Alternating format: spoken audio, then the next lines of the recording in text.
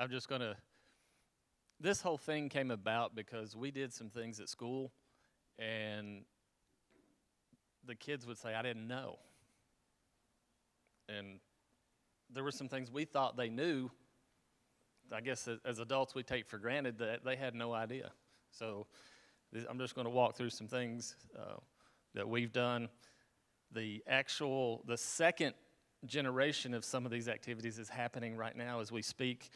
I was going to hope to live stream them, but they're finishing right now. So the timing just didn't work out to do that. But anyway, that is me. I'll have my contact information at the end if you have any questions later that you don't think to ask today. This is the most important part of my job. This is my therapy dog. He's not really a therapy dog, but unofficially that's what he does, because as soon as I come in the door, he stops crying, jumps in my lap, licks my face, and lays down, and I can't move for about 15 minutes, so it's that downtime I get. But they had Beagle Fest in Knoxville at one of the local breweries, and so he got his picture made. He was really excited about that. He's bigger than your average beagle. He's about 48 pounds. When he sits on your chest while you're sleeping, you wake up thinking you're having a heart attack because you can't breathe. And then you realize the dog is sitting on you. So once you realize it's not a heart attack, everything's good. All right, what have we done? These are three things that, and I can't take credit for any of these. My academic coach, Julie Langley, these are her activities. She was going to be with me today, but since Math Field Day is happening right now, she had to be there. So I'm going to talk about some of the things she has done. Career Pathway Fair. Next year we're going to be split into academies, and just found out last week I get to be the dean of the Creative and Technical Innovation Academy. So doesn't really mean anything, I don't think. I know I teach one less class a semester. There's no pay raise involved, and as of yet, there's no job description. So I'm not sure what I got into, but we'll fly that plane and build it at the same time. So I've been doing this. This is year 29, and I've done science and math for 29 years. I kind of told my boss I might retire if she didn't let me do something that wasn't state tested. And I said, I'll do computer science, and she said, okay. So it worked out for me pretty good. Career Pathway Fair, the second one there, I'll talk a little bit about that one at the end. And then Technology and Innovation Day, those are the three things that I want to talk about. All right, so Math Field Day. We had 4 categories. We had an academic review session. We had one that was cross-curricular. We had one that was work-based. And then we had some competitive events.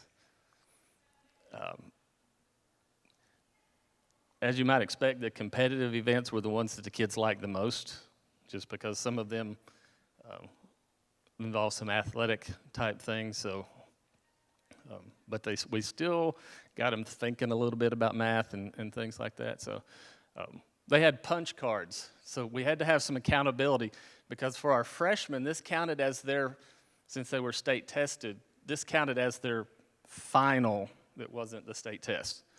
So they had to collect punches, and they had to turn that punch card in order to get credit for that. So we didn't want to put them on the honor system because, well, it might not have happened. But during 3 hours, they had to get 6 punches. Not overly difficult thing to do. One good thing that a lot of the kids made use of, we had a tag a tutor table. Okay, if you don't know, phone a friend. Get somebody to come help you with that activity, and that's just something I do in my classroom. Not necessarily phone a friend, but I let them tag a tutor that knows something about what we're doing. So that was a big help, and we used our Mu Alpha Theta people, or math honors people to do that. I came across this quote: when math class is boring, students lose interest in related careers. how can we motivate them to do something else if we've already turned them off?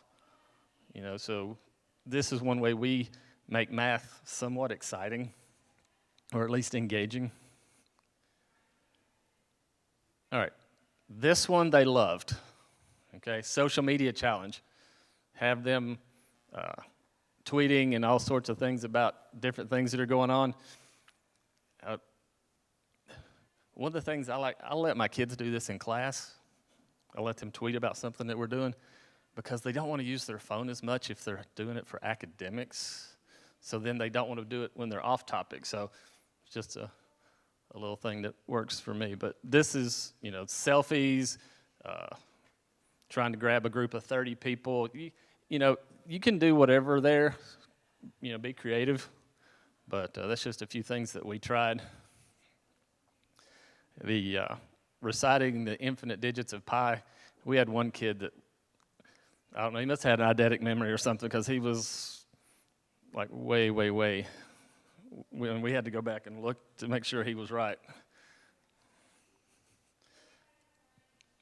Okay, academic review, again, they had an hour because we had to rotate. We had probably 400 freshmen were rotating through this, so we had to, kind of space them out a little bit, so we had 1 hour rotations.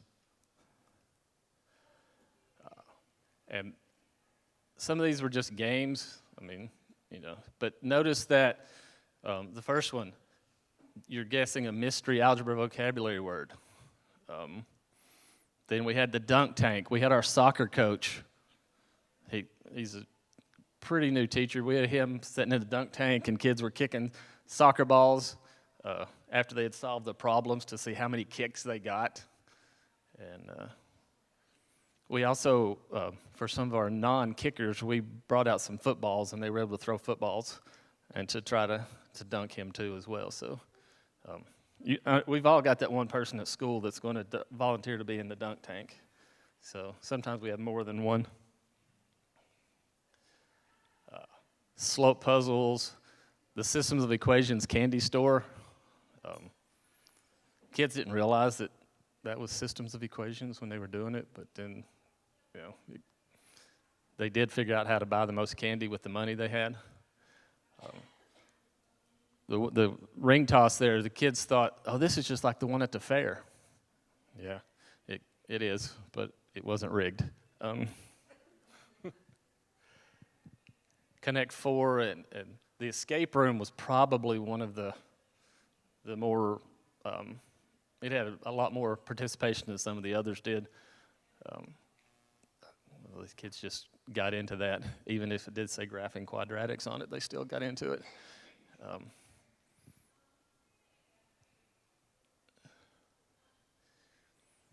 Card and dice games, we were living on the edge there by using the word dice. East Tennessee, that's considered gambling. But we had cards and dice, and we didn't get arrested, so I think it went okay.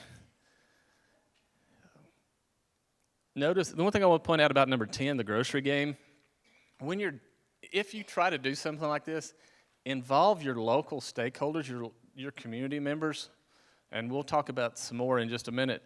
But we had representatives from Ingles grocery store come down, and they got to see what we're doing.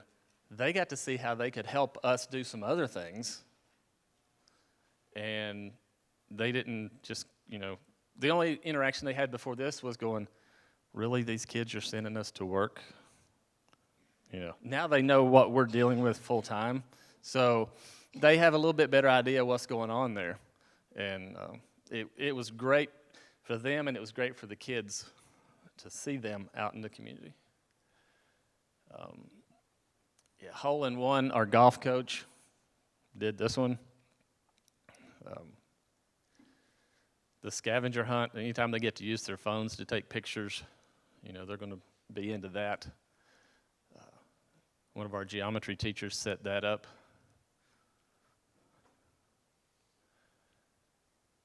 All right, so again, some of these events were more than 1 hour, so we had to do some different things. Batting with Betty, you'll see a picture in a few minutes. Our softball coach, she got out. One of our softball players actually helped the coach do this. So we got kids involved helping other kids, and that helped them not be as afraid and a little more engaged as well. The fabulous Fibonacci, Miss Kingsbury, our art teacher. A lot of our kids didn't know that they're, the mathematics of art, and so they got to see this, and now some of them are taking more art classes and then realizing that through the geometry of that and stuff like that. So, again, Mr. Gentry with the mandala art brought in a guest speaker from Maryville College. Okay, again, we had no shame in asking people to come out and be a part. We were tapping every resource we could get a hold of, and this thing went from a very small event, and Miss Langley is our academic coach I was talking about, so now we have a term at school. It's called the Langley Rule. She takes a small idea and somehow it morphs into this event that rivals the World's Fair or something, I don't know, but every time she comes to me, she says, I have an idea. I'm like, all right, let's scale it back. So I said, or just know that as we go along, I'm going to ask you to scale it back because we've only got limited resources. The Sierpinski Triangle, Mr. Connor, it's he teaches our geometry co-taught classes. He does a lot with hands-on stuff with our kids, and they got to go out and do this, and then the huge structure they built. This is not the one that he did, but they did something similar to this. Probably could have went taller, but being on the football field, we had a little bit of wind, so we had some issues with height there. But that taught the kids another lesson about, environmental restraints and stuff like that. So music and math. Our band folks came out. Anybody know what a boom whacker is? Okay. That's more than I knew about it, because when I was not a band kid, because, my cousins and brothers and stuff that were predecessors, that band teacher hated them, so I didn't even try. I paid for their problems, I guess. But no, the boom whackers, the kids loved that. And they were like, wait a minute, there's math in music? I'm like, yeah. Fractions. And they're like, they said, but you're not a music guy. And I said, no, but I know I can recognize a fraction when I see it on a sheet of music. So they had a great time with this. The next one, the race car math, if you remember the old Pinewood Derby from Cub Scout days and stuff like that, that's what it was. It was just, they did the cars and they would modify them. They would collect the data. I don't know if they did it this year or not, because, like I said, this is happening right now.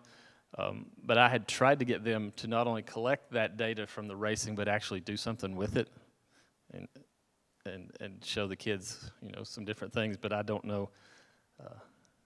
I got a little busy towards the end of the school year and didn't get down there to check on them. But at least they were trying to figure out that process, that design process of what they could do with making their car faster.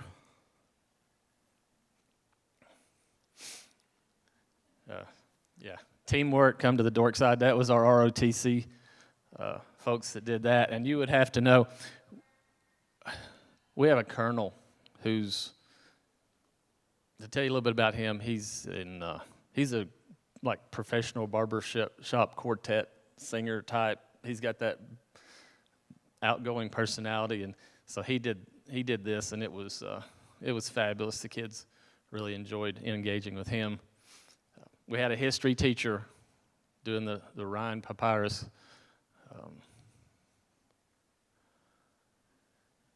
The Logic Lounge, our leadership kids, the leadership teacher turned them loose and said, here, you're doing this. And they did a great job with that. ag science. Kids didn't know there was so much to know about dirt, especially with pH and everything else like that. So, and he had lots and lots of prizes he gave away there. Again, he went out after he found out he was doing this. He went out and engaged some of the folks that he knows to get some donations. So, again, ask 1,000 and you might get 100. So it's just if you get too much, you save it for next year. So we've yet to get too much. Number 23 here. You'll see some pictures in just a second of this one. The kids actually had to get waivers signed and everything else because the National Guard came out and did this. And if you know those guys, they don't hold back a whole lot. So it was it was full bore just going and doing some of these activities. So our TSA group did the crime scene analysis. That the kids loved that because blood and fingerprints, and we didn't use real blood, but with stuff that looked like it, they were all about that.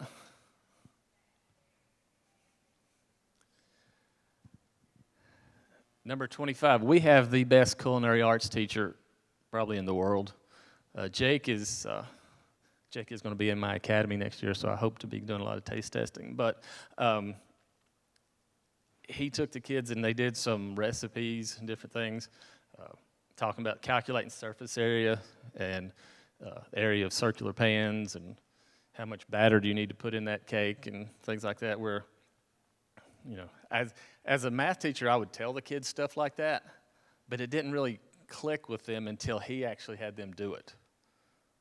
And he will do this in his classroom. He'll say, all right, you've got a recipe for 20 folks, but you've got 100 coming in. What are you going to do? Or you've got a recipe for 50, and you only need to feed 20. And so they're doing a lot of that kind of stuff. And the kids got to eat the trail mix too, so they, anytime you feed them, they're going to be a little more engaged.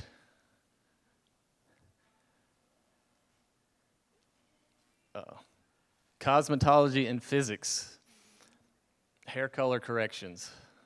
I don't know much about that one. But Dr. Milo, he's our physics teacher, but he's also a chemistry teacher. So between the math, the chemistry, and the cosmetology aspect, those kids got to see, that there was some, it's not just, hey, I walk in and my hair turns a different color. There's some thought and some math and stuff in there. Number 28 was my guys. All we had was last year we did the spheros, and you can't teach coding in 15 or 20 minutes, but I was doing some shameless advertising. This was our freshmen, so I put these out there, had the kids play with them, and I said, all right, now sign up for my class next year, and then I can show you the coding behind, what's going on here. And we went from 0 kids taking computer science to next year I have 4 full classes. So it works. And, and we play with those in our class. Today, we've upped our game a little bit. We went with the spheros, and if you've seen the indies, where you set out the little squares and it follows the path, he's got some over there. Dustin's got some over there. But I had my AP kids last week as we were getting ready for today, and I had them setting up these little squares all over my class. They were trying to see if they could go through the entire classroom and under desks and around some objects and different things like that. So even my AP kids were using these little toys, and we're learning about that thought process of, okay, if I've got to have this one, it'll make it turn right, this one to make it slow down, this one to make it speed up. If I want to go all the way around the room, I've only got limited resources of how I can speed it up, so you have to space those out and things like that. So the kids get to play with those. Pharmacy frenzy. We have 2 amazing health science teachers, and they did this and talked about why it's important to be accurate. I don't know about the fast part, but at least accurate, because I've yet to see a fast pharmacy. I can't say that. I hope my friends at Food City don't find that out, because they treat me really nice. They're just not really fast. All right, let's see what else we got. Financial freedom. We had Bello Business Solutions come in. Okay, so these kids, they think just magically they're going to come out of school, they're going to be rich, and they're going to buy this car, this house. You know, we had I wanted to call this activity reality check, but they didn't want to go with that. They thought it was a little bit of a downer. So I was like, sometimes reality is a downer. But the kids got to see, you know, what careers are going to match up with the lifestyle I want. So Movement Mortgage came in and talked to the kids about buying the house and all that stuff. 2 Men in a Truck came in and talked about, you know, being able to calculate a bill and see if it's right, and how to make it when you're moving this much stuff or whatever. So there's a whole lot of different stuff in there. Regions Bank. Again, you can use any bank you want, but the banks are, at least in the Knoxville area, the banks are big, and the credit unions, they're begging to have their people come into your classes and talk. It's good advertising for them. It's a good life lesson for the kids. It gives us a minute to breathe and just facilitate and kind of see what's going on with our kids. But they did a great job with that. We had a cabinet shop guy come in and talk about why it's critical that you measure correctly when you're making cabinets, because that wood gets expensive and you don't want to waste it. So I think the kids, a lot of our non-academic kids found that one engaging, because they were like, okay, I can build something. I don't have to know, you know, the Pythagorean theorem or whatever. I just have to be able to measure my wood correctly so I can make some money on this project.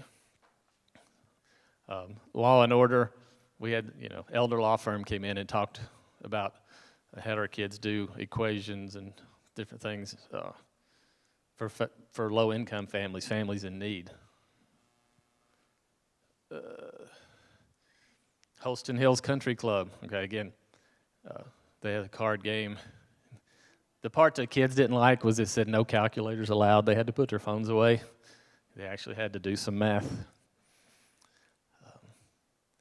And then they had to, you know, the low score winning. That was a foreign concept to most of them.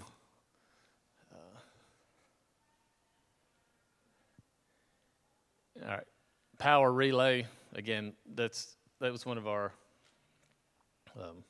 more athletic type events. So we did let the kids use calculators on this one, because it's a lot of them were winded, so they had to. You know, we didn't want them to have to try to breathe and think at the same time. We know our limitations.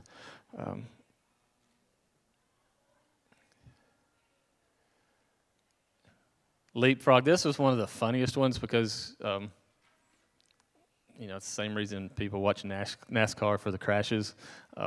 You'd see the kids jumping and they'd fall over each other. Nobody got hurt, but it was still kind of comical to watch them do some of that. Circuit training. To see the kids working as teams was really, really cool, because some of these kids you didn't think they were really, I don't know if they'd ever been part of a team before.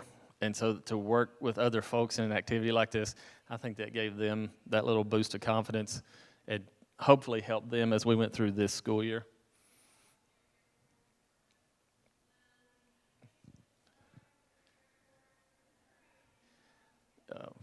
I'll let you look at 42, but 43, the tangram relay. Our early childhood teacher did this. So this was a great place for some of our CDC kids, some of our you know, kids in that ability range and that sort of thing. We weren't just hitting, you know, all of our honors kids. We every kid in the school got to participate in this. So our early childhood teacher and some of her students did this, and you know, to see those kids just match colors or make a shape or something like that, to see them have success, that was one of those things where, you know, it made you feel good for having done this, if it was only for that one event for those kids. This is the one that I was talking about. This is the Ironman challenge. This guy right here, I mean, that's a lot of weight there, but this guy right here was one of my soccer players years ago. One of the best fullbacks I've ever seen on the soccer field, because he was built about like that when he played soccer, so people were kind of scared to get near him because he did deck a few people. So I think the National Guard was a good place for him. But no, he came back, and to see him come back and then lead the kids that were following in his footsteps was kind of cool for me as a teacher, to know that we had some success with him, and he came back and was wanting to come back and be a part of what we do. This is Julissa. We call her Yu. She was the third baseman on our softball team, and the lady kneeling in the back, that's Coach O. Her last name is Oceanbine, but we call her Coach O because most of us can't spell Oceanbine because it's this big word. And anyway, this is what they were doing. This is the batting Betty, where they were, you know, hitting the balls and then doing some calculations and stuff.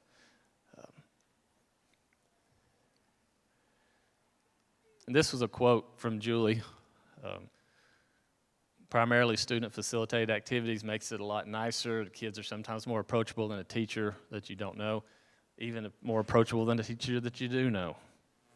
Okay, because, you know, the kids will approach each other a lot more than they'll approach us with some questions sometimes. So this gave them an activity. Our kids got to run the activities. The teachers didn't run any of the activities, if I didn't say that before. These were all student-led activities. We just kind of monitored what the kids were doing. Okay, so we weren't, sorry about that, my ice maker is not working and the repairman's coming right now, so it worked out just right that it would be during my time to speak. But anyway, the main thing is, this was not a heavy lift on the teachers. This was, okay, you just come up with the activity and then the kids do it. I had my AP computer science kids. They did all my stuff.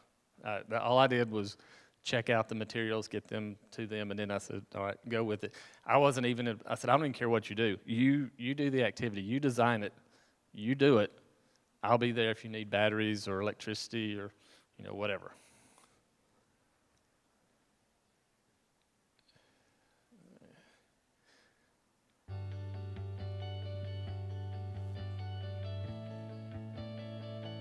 So Math Field Day is designed to help students engage in mathematics so that we could actually improve our achievement and growth in mathematics.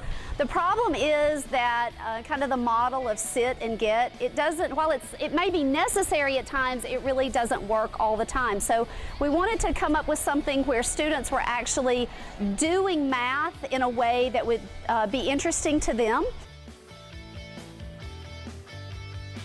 The Karns High School Math Field Day is amazing.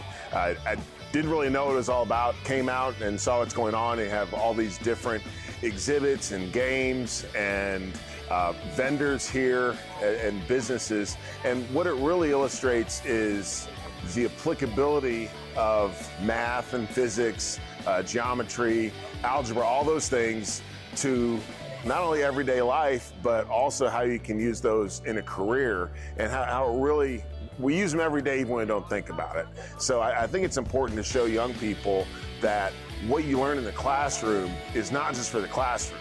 It really applies to real life as well. You know, I'll say what I've enjoyed walking around is two things that have stood out to me today. Number one is just the students are engaged in math. We're last week of school, right at the end of school, and I'm seeing people in every tent working on math, and I really like that. That's my first thing.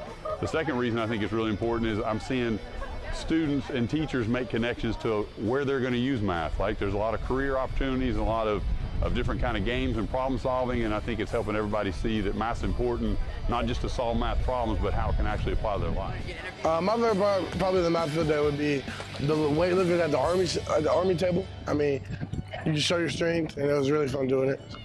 So every math teacher is always asked, how am I going to use this in everyday life? So with our math field day, we have really tried hard to make our math sessions relevant to every student. So every student can find purpose within every single event that we have. And we're hoping that this translates into the math classroom and to help all of our future math teachers. All right, so that one of the great things about it, that was our county mayor, Glenn Jacobs. Our mayor can beat up your mayor. He used to be a professional wrestler. If any of you, Kane, he was, he's traveled the world wrestling now. He's like the biggest mayor in Tennessee. And our superintendent, they were both there. I think they're both out again today. They fully backed what we were doing, and they, to have their support, it opened a lot of doors. Try to go quickly. All right, so any questions about Math Field Day?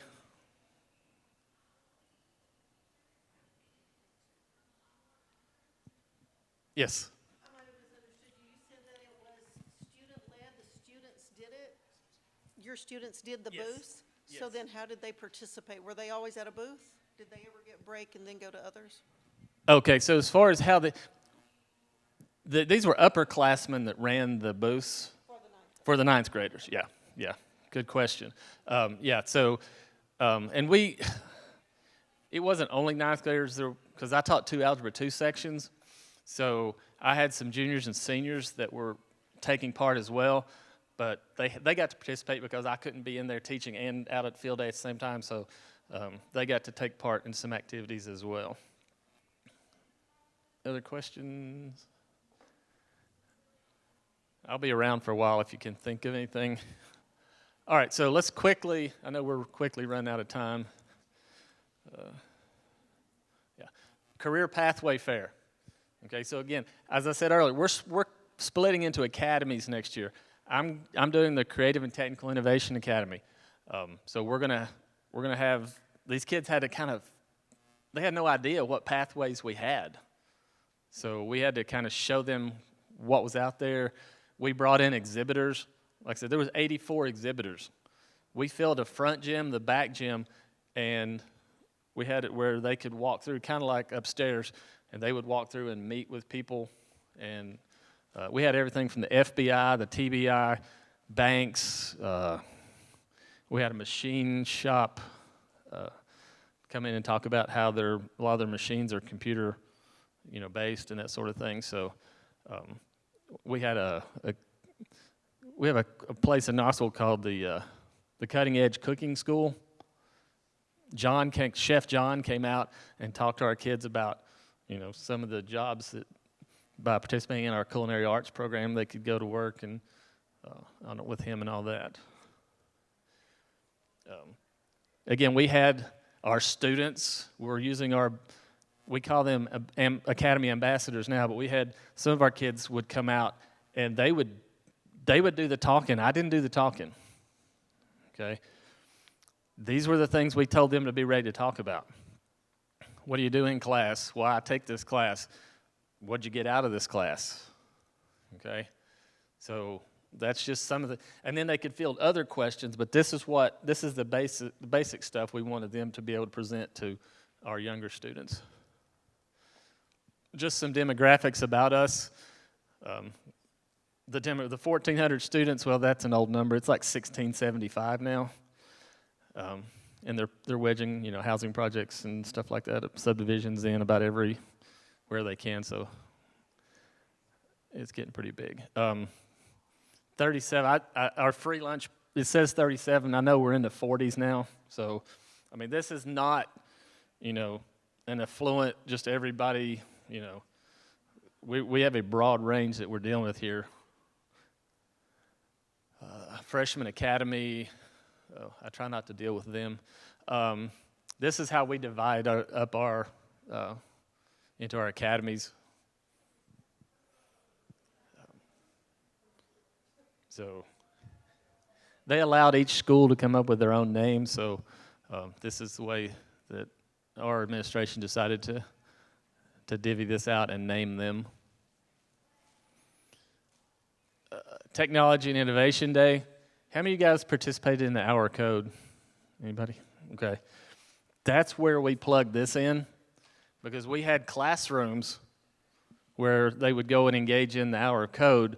Then we had other classrooms where a career fair, again, we used the gym where they got to see some careers. There were some demonstrations, different things like that. I can't remember who all came out that day because I was pretty much consumed with the hour of code piece on that one. But again, this was just another day to get those kids involved and to see, because I don't know, if I had $1 for every time I heard I didn't know that, I could have retired 10 years ago probably.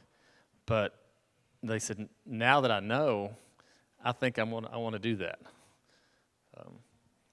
You know, they don't know what they don't know, and until we can kind of at least, we just spread it all out and see what sticks within, you know, within each individual person, because everything you do is not going to affect everybody, but we wanted to broadly let them see some of the options they had out there.